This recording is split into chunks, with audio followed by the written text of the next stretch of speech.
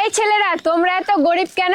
এই গরিব কাকে বলছিস? আমি হলাম রাজমিস্ত্রি। আর আমি হলাম লেবার। মিস্ত্রি হওয়া কিংবা লেবার আছিস তো গরিব।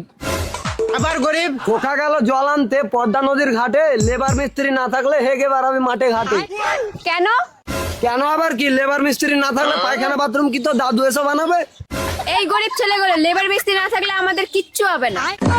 আবার গরিব। বাঁশের পাতা সরু সরু, আমের পাতা মোটা। আচ্ছা, আর রাজমিস্ত্রি না থাকলে মাঠে ঘাটে হেগে বেড়াতিস হাতে ধরে লোটা। এ তুই চায়া থাকোস কেন, কি কবি ক? তুই কইলেই তো আমি কমু হ। এই তোরা দুজনকে পুকুরের পানিতে ডুবাবো। সেই পুকুরের ওপার থেকে এপার যাব, মাঝখানেতে সাঁতার। আর একবার বিয়ে হয়ে গেলে রাজমিস্ত্রিকেই বলবি ভাতার।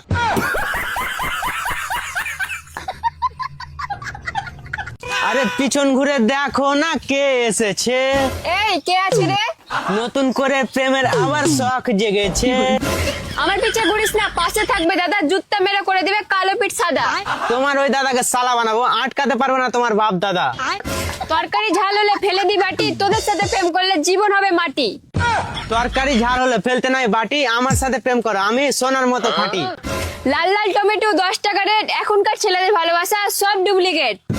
শায়ার করে শায়রি, কবি কবিতা লেখে, এখনকার মেয়েরা প্রেম করে শুধু টাকা পয়সা দেখে। বাড়ির